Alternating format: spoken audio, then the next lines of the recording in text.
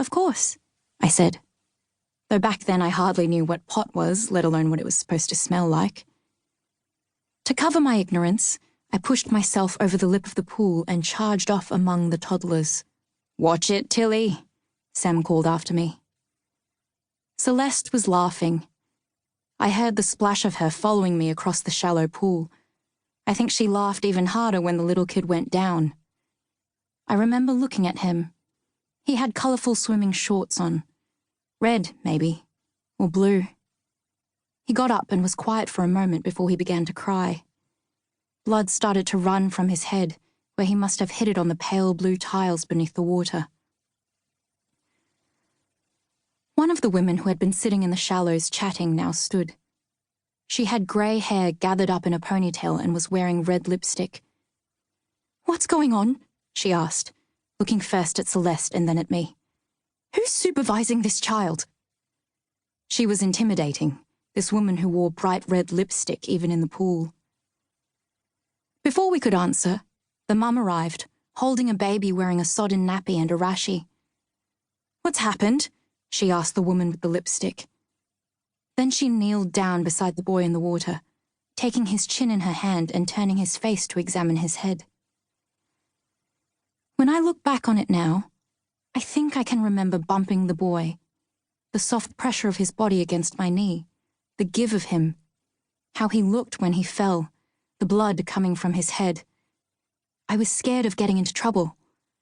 That's why, although I was the one who knocked the boy down, I turned and pointed to Celeste and said, "It was her. She pushed him." So maybe that's what happened. I pointed at Celeste to save myself. If it had not been Celeste standing there, but Sem, or a girl from school, I would have done the same. But then I remember Celeste walking back across the grass, her fingers grazing Sem's.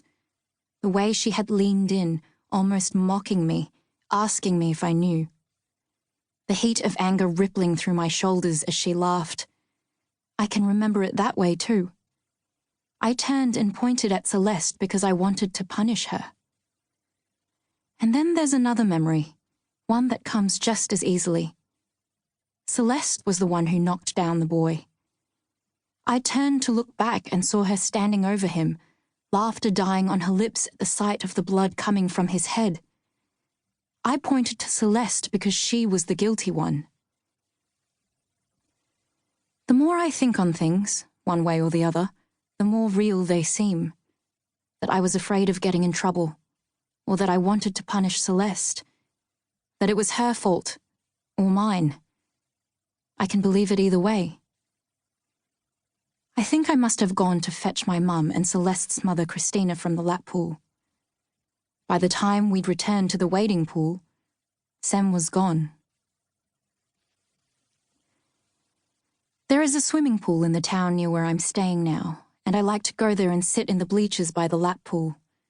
Watch the kids climb up to the diving board and walk out along its wobbling length. Sometimes, when I see a girl about the right age, 14 or so, with even just one or two qualities your mother used to have, her hair, maybe, or her attitude, strutting along the board, I like to imagine it's you standing up there, about to plummet into the water below. You'd be a year old by now, but I've seen 100 versions of you at all different ages. Sometimes you're a child, a little girl running into the ocean and gasping at the coldness of the water. Other times you'll be a teenager, walking to school or sunbathing with your friends in the park. I see you as a young woman with messy hair getting out of a car. At the pool, you're always the age of your mother that day when the boy was knocked down. And there really is a moment when I think I've seen you, a glimpse into your future. But then it passes, time snaps back, and I remember you're still just a baby. I realize that the girl I'm looking at is a stranger, and I can turn away. It's funny. I see you everywhere, but I never see Sem. In the end, he really did disappear completely. Sometimes, I imagine you are all together again, living in a nowhere place, and if I crawled into a dark cupboard or opened my eyes underwater...